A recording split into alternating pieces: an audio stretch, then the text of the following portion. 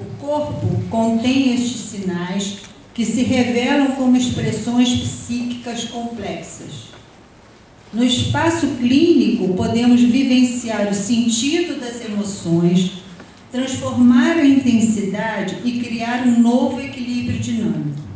Por quê? Porque no espaço clínico nós temos uma possibilidade, que é a tranquilidade de reconhecer as sensações corporais, as emoções que essas sensações corporais nos trazem, os pensamentos que essas emoções nos trazem e as nossas lembranças, né?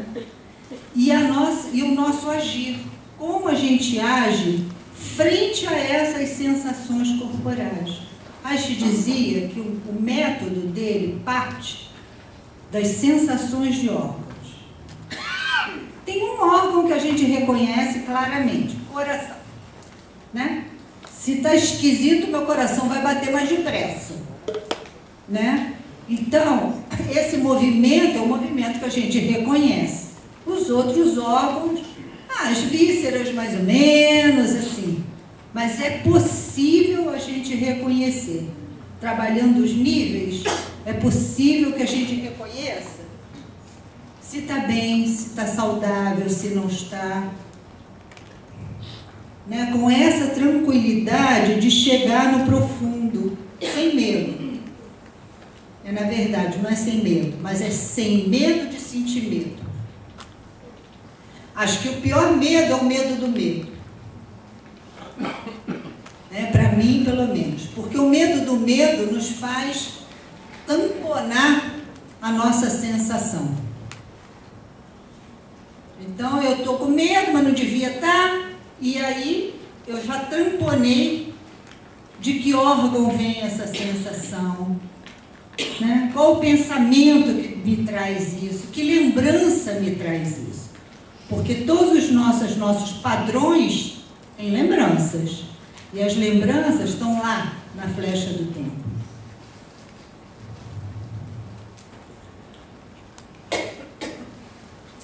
Cada nível do corpo corresponde a uma das fases do desenvolvimento infantil.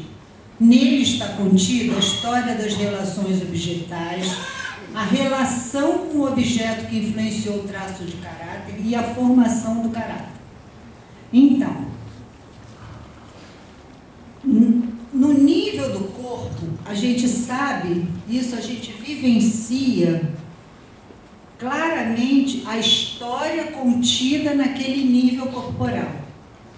Mas além da história, o que está contido é a relação com o objeto afetivo que formou a sensação, a emoção. Porque o traço de caráter da pessoa que influenciou aquele nível, essa composição vai nos dar a formação do nosso caráter. Nosso caráter não nasce sozinho. Ele nasce na nossa relação com o meio ambiente. Então, se eu tenho uma mãe invasiva, eu vou ter um traço de caráter diferente de uma pessoa que tem uma mãe que abandona. Ou que não teve mãe. Uma mãe que cuide. Né? Todos os dias, eu acho que a nossa profissão é muito rica, porque a gente escuta histórias que, dentro da nossa história, é inimaginável. Mesmo se a gente fosse romancista, né, não teria a possibilidade de imaginar tantos relacionamentos.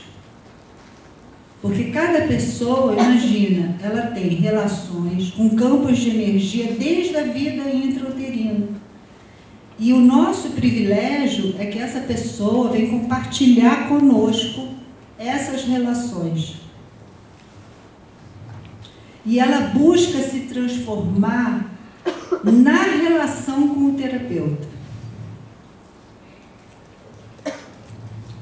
E isso é muito profundo, eu acho, e muito bonito. É um privilégio.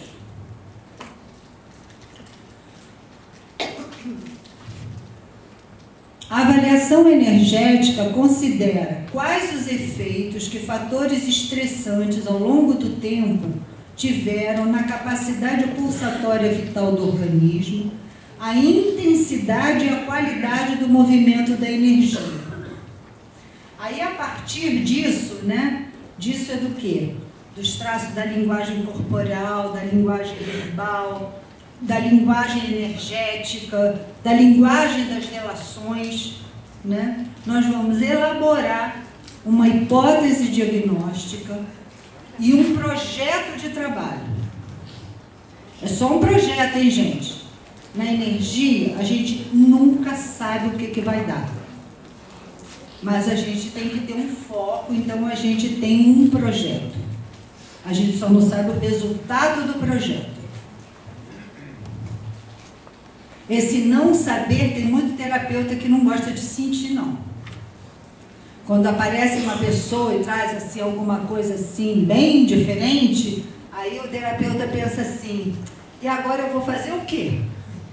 Meu Deus, agora eu vou fazer o quê? Eu vou falar o quê? Mas esse espaço do não saber é um espaço muito importante dentro da relação. Porque é o espaço do acolhimento. É aquele espaço que a gente não fala nada, só acolhe, né? E percebe a nossa surpresa.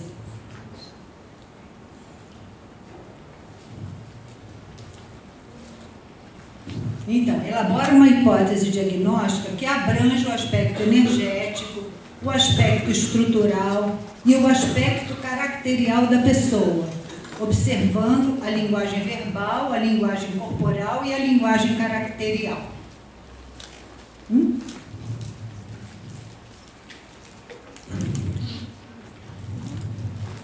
Cada nível...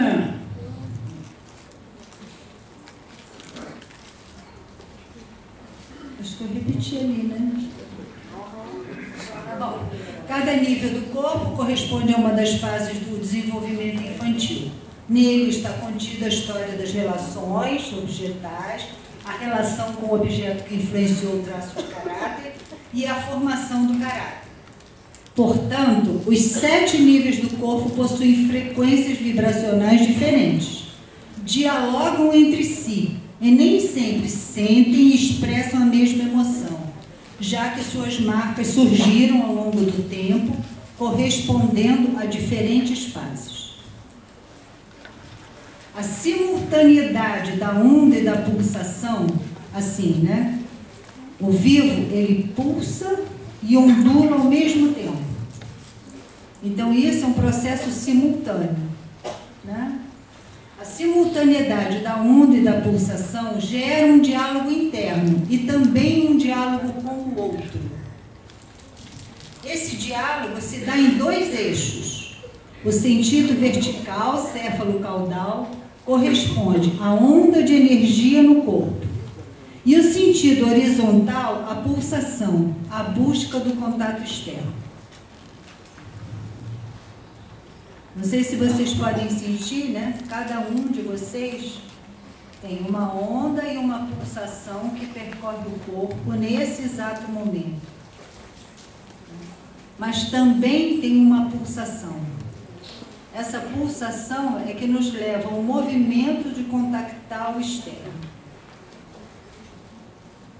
Que é o contato consigo mesmo e o contato com o outro. Né? Se esse contato corresponder a um impulso primário, né, nós vamos ter um aumento de vibração energética e uma iluminação. Se corresponder a um impulso secundário, que é um impulso que vem da periferia como um movimento de defesa, nós vamos ter uma menor pulsação e um movimento de defesa mais estruturado e menos contato com o outro. Se uma criança, ela por um azar, tem pouca energia ao nascer, né, uma criança que teve graves problemas intrauterinos, aí ela vai ter pouca energia, ela tem menos possibilidade de pulsação, Então diminui a qualidade do contato que ela possa fazer com o outro. Isso não é nem bom nem ruim. É assim. É só uma realidade. A gente não pode querer que o outro tenha a mesma qualidade de pulsação e de quantidade de energia como um padrão. Né? Eu posso ter pouca energia e pulsar e ter o meu contato possível.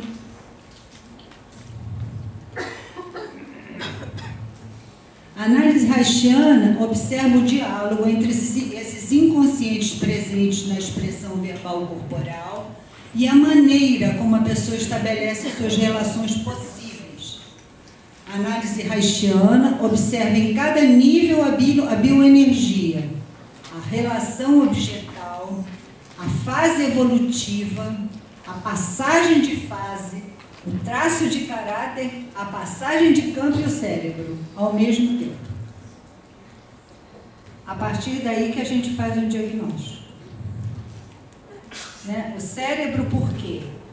Vocês sabem que a gente tem 3 funcionamentos cerebrais, um que é o reptiliano, que é o tronco cefálico, que é o neurovegetativo, e que são as nossas respostas instintuais.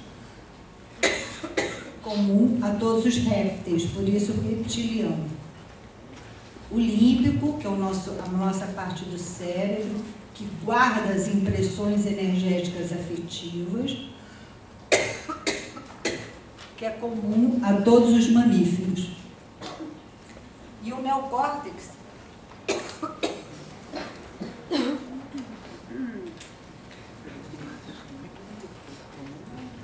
que nos dá a palavra. Voltou, vale.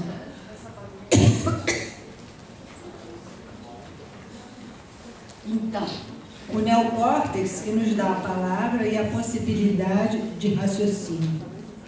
Né? Então, quando a gente encontra uma pessoa, a gente pode perceber se ela está racionalizando, tem isso? Não está racionalizando. Né? Se ela está tendo um comportamento puramente afetivo, ou um comportamento de defesa, que é feito esse estado de alerta quando vem um terremoto. Isso é reptiliano. Você escuta e sabe sem saber.